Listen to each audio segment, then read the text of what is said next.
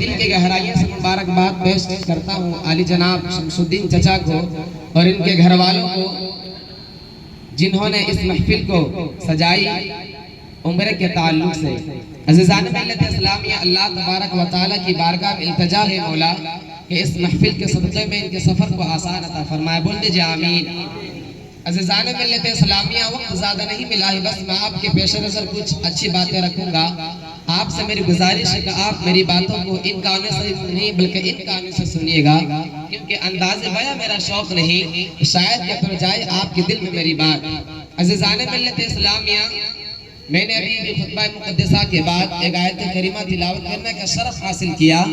اللہ تبارک و تعالیٰ قرآن مجید میں ارشاد فرماتا ہے ان اللہ مع الصابرین، بے شک اللہ صبر کرنے والوں کے ساتھ ہے۔ عزیزان ملت اسلامیہ، میں کیا بتاؤں کیا سناؤں، پوری کرب و بلا ہسٹری ہے، بس زیادہ وقت ملا نہیں ہے۔ میں آپ لوگوں کو بتانا چاہتا ہوں کہ محرم شریف کی 10ویں شب ہے اور خیمے ہیں، خیمے میں چراغ ہے اور چراغوں کے بیچ غلاموں کے چہرے ہیں۔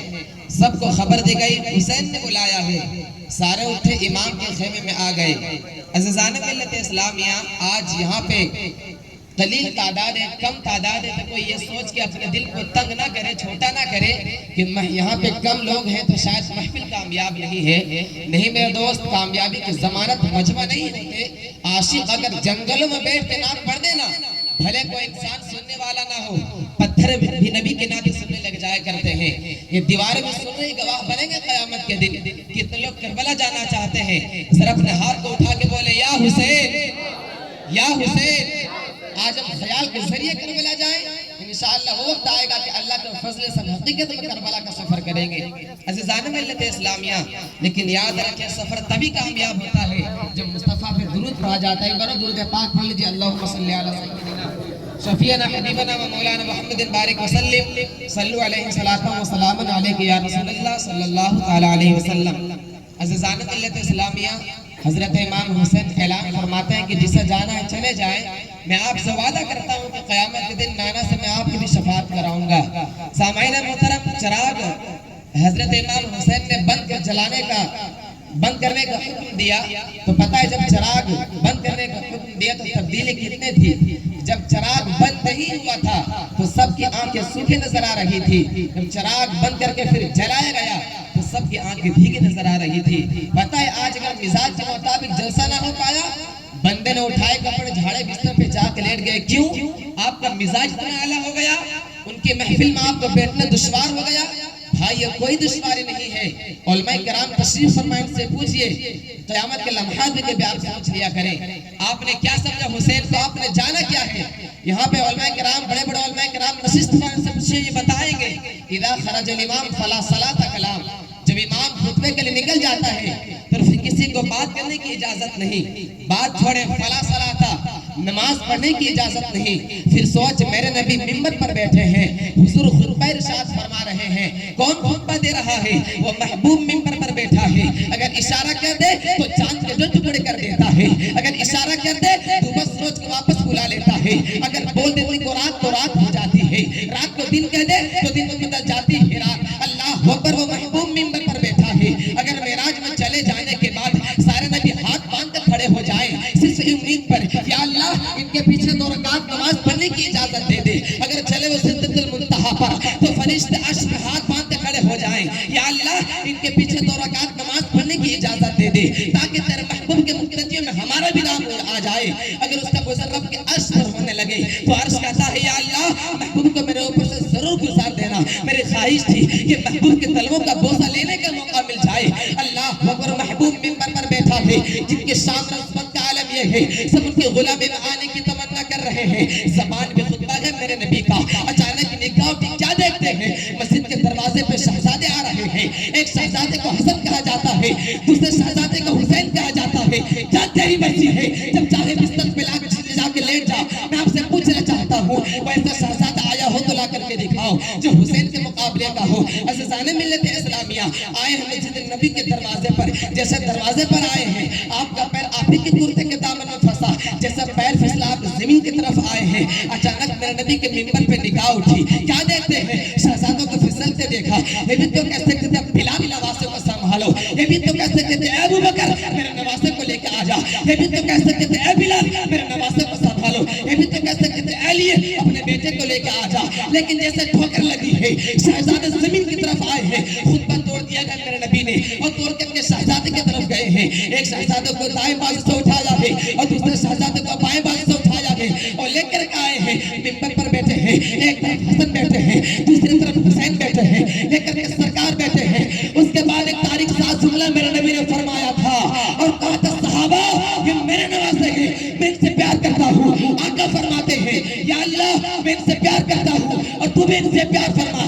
اے میرے مولا جو حسین حسن سے پیار کرتا ہے تو اس سے بھی پیار فرما. عزیزان ملت اسلامیہ ایک بار درود پاک. نعرہ تکبیر، نعرہ رسالت، نعرہ رسالت، نعرہ تکبیر.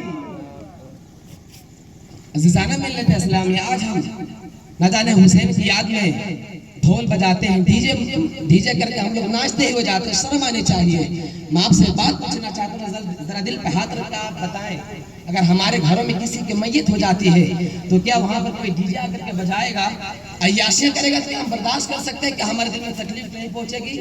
میں آپ ہی سے پوچھنا چاہتا ہوں آج ہم لوگ شہادت امام حسین کے موقع پر ڈی جے بجاتے ہوئے ناچتے ہوئے جاتے ہیں رات میں. کیا یہ صحیح ہے؟ کیا یہ غلط نہیں؟ میں آپ سے پوچھنا چاہتا ہوں. پتہ امام حسین کون ہے؟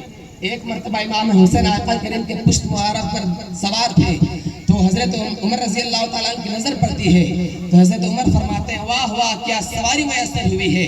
تو مصطفیٰ کریم فرماتے ہیں عمر سواری دیکھتے ہیں کہ سوار نہیں دیکھتے کہ سوار کون ہوا ہے؟ میں آپ سے پوچھنا چاہتا ہوں بڑی معذرت کے ساتھ آج ہم لوگ لبیک یا رسول اللہ کے نعرے بہت لگا رہے ہیں. میں آپ سے پوچھنا چاہتا ہوں کبھی ہم نے سوچا لبیک یا رسول اللہ کا مطلب یا رسول اللہ میں حاضر ہوں. حضور فرما رہے ہیں اپنے چہرے پر داڑھی سجا وہاں سے ہم غیر حاضر ہیں. پتہ ہے آقا فرماتا ہے کہ تمہاری داڑھی پہ جو کینچی چلتی ہے وہ تمہارے داڑھی پہ نہیں بلکہ مصطفیٰ کے جگر پہ چلا کرتی ہے. اور نہ جانے ہم لوگ آج ہفتے میں مہینے میں داڑھی کٹا کر کے گٹروں میں بہا دیا کرتے ہیں. ہم نے لبیک یا رسول اللہ کے نعرے بہت لگائے مگر کبھی ہم نے غور و فکر کیا ہی نہیں کہ لبیک یا رسول اللہ کا مطلب ہوتا کیا ہے. آقا فرما رہے ہیں نماز پڑھ وہاں سے ہم غیر حاضر ہیں. حضور فرما رہے ہیں ماں باپ کے حقوق ادا کر وہاں سے ہم غیر حاضر ہیں. حضور فرما رہے ہیں بچوں کی اچھی تربیت کے لیے کہہ رہے ہیں وہاں سے ہم غیر حاضر ہیں. حضور پڑوسی کے ساتھ حسن سلوک کا حکم فرما رہے ہیں وہاں سے ہم غیر حاضر ہیں. حضور ماں باپ کے ساتھ حسن سلوک سے پیش آنے کا حکم فرما رہے ہیں وہاں سے ہم غیر حاضر ہیں. پھر کس منہ سے ہم لبیک یا رسول اللہ کے نعرے بہت لگا رہے ہیں؟ تو بڑی معذرت کے ساتھ ہم نعرے والے عاشق بنے ہم لوگ اپنے طبیعت کے عاشق بنے. لیکن علماء کرام سے پوچھئے یہ بتائیں گے اس شاخ تو وہ تھے کہ جب رسول اللہ کے منادی نے اعلان کیا چلو مصطفیٰ جادر احمد سر کے نظرانے لے کر بلا رہے ہیں تو پہلی داد کے دھروں کو چھوڑ کر وہ جوان سر کٹانے آ جاتے ہیں. وہ جوان سر کٹانے آ جاتے تھے ہم سر جھکانے کے لیے تیار نہیں ہے. عزیزان ملت اسلامیہ جب عشق کی بات آئی میں آپ لوگوں سے ایک بات کرنا چاہتا ہوں. دنیا جانتی ہے حضرت کافی مراد آبادی کو جب انگریزوں نے اپنے طور پر پھانسی دینے کی سزا مقرر کی لیکن سامعین محترم وہ کوئی سزا نہیں تھی. عشق کی سزا نہیں ہوتی. عشق میں تو مزہ ہوا کرتا ہے.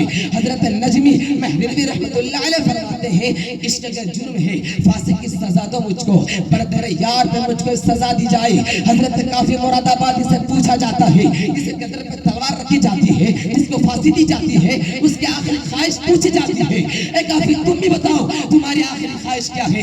حضرت کافی مراد آبادی کہتے ہیں کہ پوری زندگی اپنے نبی کی نعت لکھتا رہا میری آخری خواہش یہی ہے کہ دنیا سے جاتے جاتے مصطفیٰ کی شان میں نعت لکھنا چاہتا ہوں. اور پتہ ہے اللہ اکبر ذرا سوچے تو صحیح جس کے سامنے پھانسی کا بندہ ہو نہ بچے یاد آ رہے ہیں نہ محیط یاد آ رہی ہے نہ دوست احباب یاد آ رہے ہیں. اللہ اکبر اللہ اللہ یاد آیا تو اللہ کا محبوب یاد آیا. اسی کو عشق کہتے ہیں. اور اس عاشق مصطفیٰ نے جو آخری نعت لکھی ہے اس میں کوئی نقص نہیں نکال سکتا.